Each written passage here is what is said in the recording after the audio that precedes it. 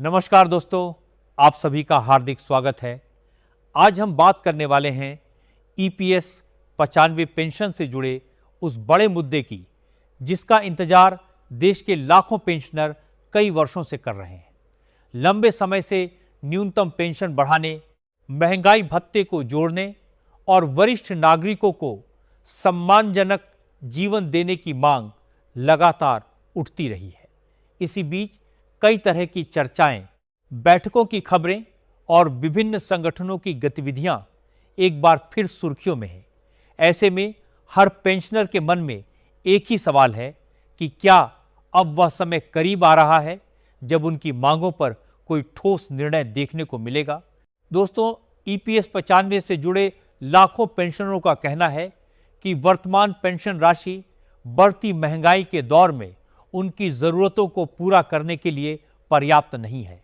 यही कारण है कि वर्षों से न्यूनतम पेंशन को बढ़ाकर 7,500 करने, इसके साथ महंगाई भत्ता जोड़ने और बेहतर चिकित्सा सुविधाएं उपलब्ध कराने की मांग की जाती रही है।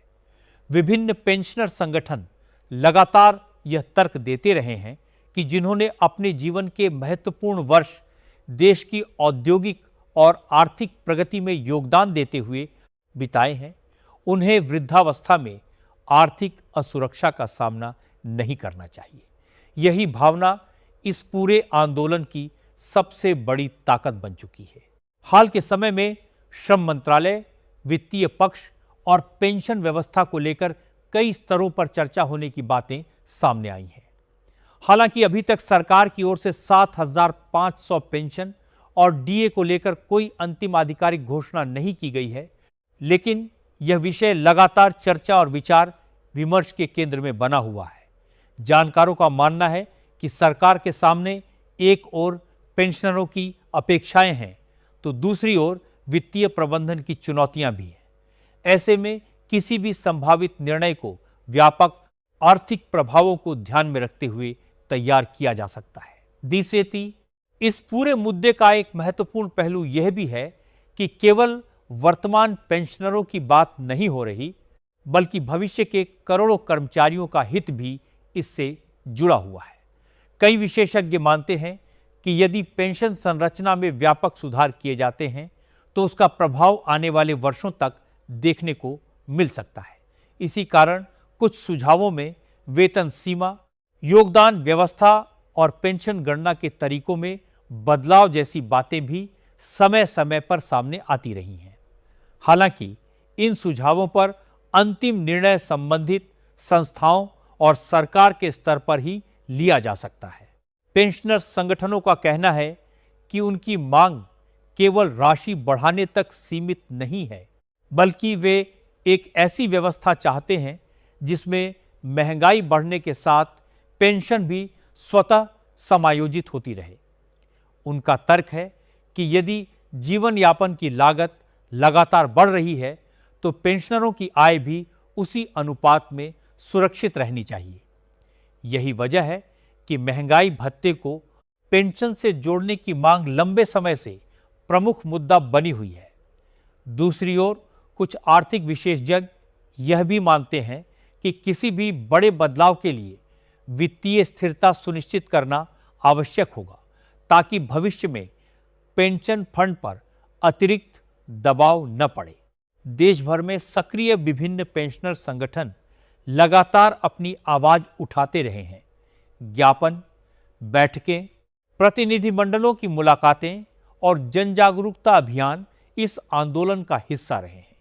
उनका मानना है कि शांतिपूर्ण और लोकतांत्रिक तरीके से अपनी मांगों को सरकार तक पहुंचाना हर नागरिक का अधिकार है। इसी कारण पेंशनरों की अपेक्षाएं अभी भी बनी हुई हैं और वे आने वाले समय में किसी सकारात्मक पहल की आशा कर रहे हैं। दोस्तों, इस पूरे विषय में सबसे महत्वपूर्ण बात यह है कि किसी भी प्रकार की जानकारी को केवल आधिकारिक घोषणा के आधार पर ही अंतिम माना जाना चाहिए। सोशल मीडिया और विभिन्न मंचों पर कई तरह की खबरें और दावे सामने आते रहते हैं, लेकिन वास्तविक स्थिति वही मानी जाएगी जिसकी पुष्टि सरकार, श्रम मंत्रालय, ईपीएफओ या संबंधित आधिकारिक संस्थाओं द्वारा की जाए। इसलिए पेंशनरों और कर्मचारियों के लिए यह आवश्यक है कि वे केवल विश्वसनीय और प्रमाणित स्रोतों से प्राप्त जानकारी पर भरोसा करें। फिलहाल इतना जरूर कहा जा सकता है कि ईपीएस 95 पेंशन का मुद्दा देश के लाखों परिवारों से जुड़ा हुआ है और इस पर होने वाली हर गतिविधि पर लोगों की नज़र बनी हुई है। आने वाले समय में यदि कोई महत्वपूर्ण निर्णय या आधिकारिक घोषणा होती है तो उसका प्रभाव सीधे उन करोड़ों लोगों पर पड़ेगा जो वर्तमान या भविष्य में इस पेंशन व्यवस्था का हिस्सा हैं। उम्मीद की जा रही है कि संबंधित पक्षों के बीच संवाद जारी रहेगा और ऐसा समाधान निकलेगा जो पेंशनरों की अपेक्षाओं तथा वित्तीय संतुलन दोनों को ध्यान में रख सके। दोस्तों, यही थी आज की महत्वपूर्ण जानकारी। यदि आप भी चाहते हैं कि पेंशन से जुड़े मुद्दों पर निष्पक्ष, स्पष्ट और भरोसेमंद अपडेट आपको लगातार मिलते रहें, तो जुड़े रहिए और केवल आधिकारिक सूचनाओं पर ही विश्वास की ही बनाओ ना जिए। आने वाले समय में जैसे ही कोई नई और प्रमाणित जानकारी सामने आएगी, उसका विस्तृत विश्लेषण आपके सामने जरूर प्रस्तुत किया जाएगा।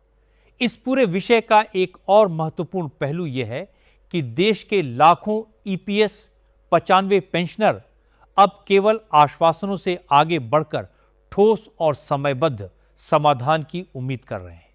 उनका कहना है कि वर्षों तक नियमित अंशदान देने और देश की अर्थव्यवस्था को मजबूत बनाने में योगदान करने के बाद वृद्धावस्था में सम्मानजनक जीवन जीने का अधिकार उन्हें मिलना चाहिए। यही कारण है कि न्यूनतम पेंशन, महंगाई भत्ते और चिकित्सा सुविधाओं से जुड़ी मांगें लगातार चर्चा का विषय बनी हुई हैं।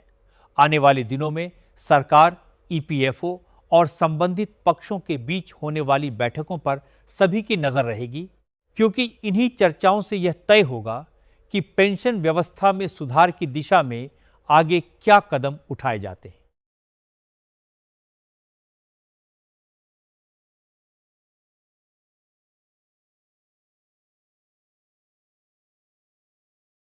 दोस्तों, आज जब देश तेजी से विकास की नई ऊंचाइयों को छू रहा है, तब यह सवाल भी उतना ही महत्वपूर्ण हो जाता है कि उस विकास में अपना योगदान देने वाले लाखों वरिष्ठ नागरिकों को आखिर किस प्रकार की सामाजिक और आर्थिक सुरक्षा प्राप्त हो रही है।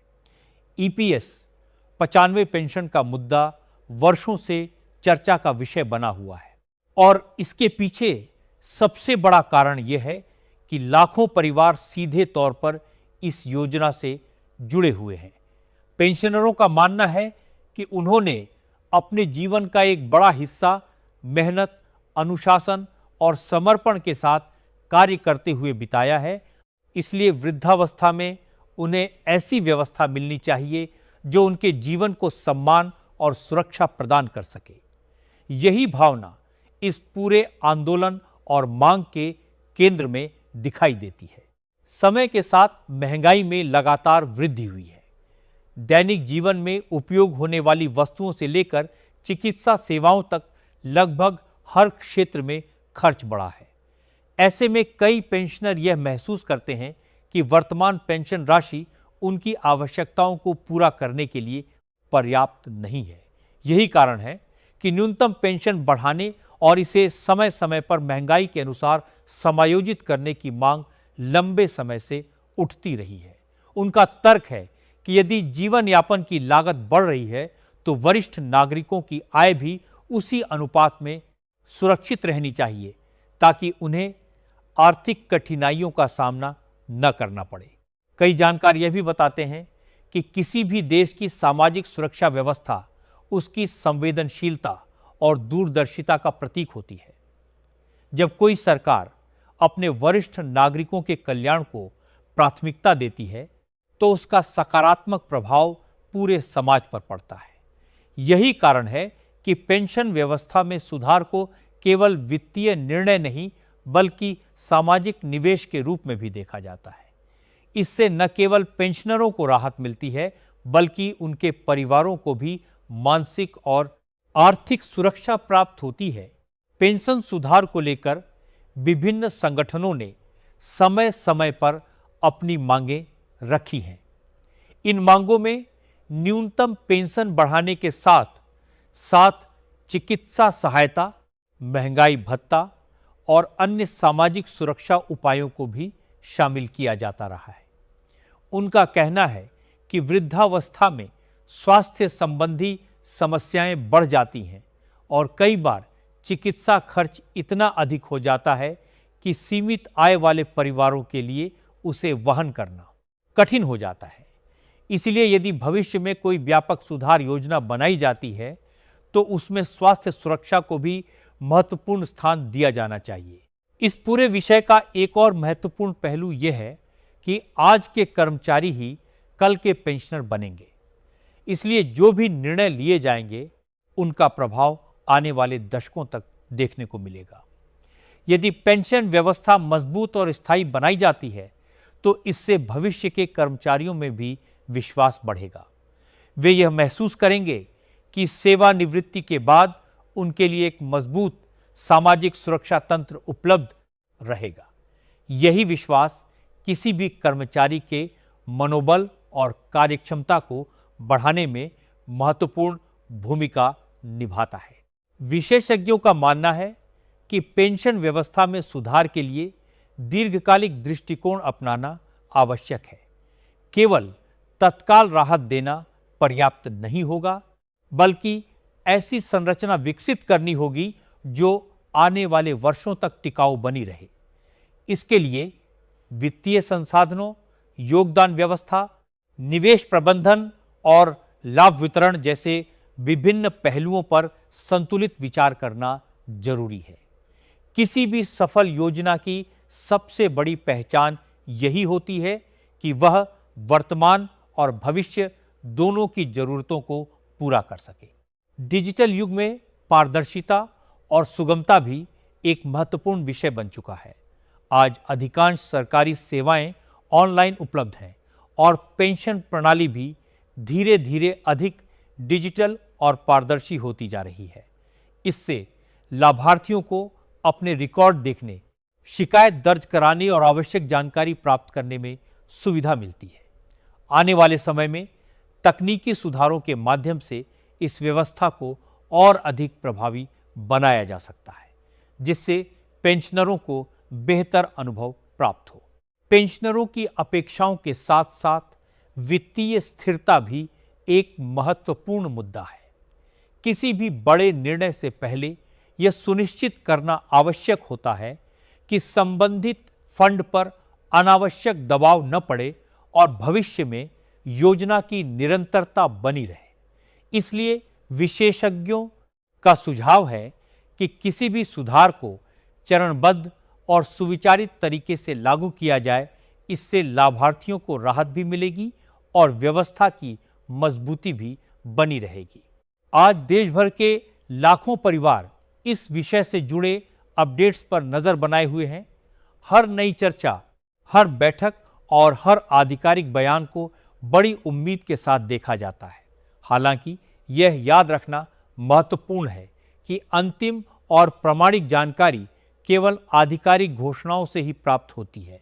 इसीलिए किसी भी अफवाह या अपुष्ट जानकारी पर भरोसा करने के बजाय लोगों को आधिकारिक स्रोतों से मिलने वाली सूचनाओं का इंतजार करना चाहिए। आने वाले समय में चाहे जो भी निर्णय लिए जाएं, यह निश्चित है कि पेंशन से जुड़ा यह विषय लंबे समय तक राष्ट्रीय चर्चा का हिस्सा बना रहेगा। वरिष्ठ नागरिकों के सम्मान, सामाजिक सुरक्षा और आर्थिक स्थिरता से जुड़े इस मुद्दे पर सभी पक्षों की जिम्मेदारी है कि वे सकारात्मक संवाद और रचनात्मक समाधान की दिशा में आगे बढ़ें। यदि ऐसा होता है तो इससे न केवल वर्तमान पेंशनरों को लाभ मिलेगा, बल्कि भविष्य की पीढ़ियों के लिए भी एक मजबूत और भरोसेमंद सामाजिक सुरक्षा व्यवस्था तैयार हो सकेगी।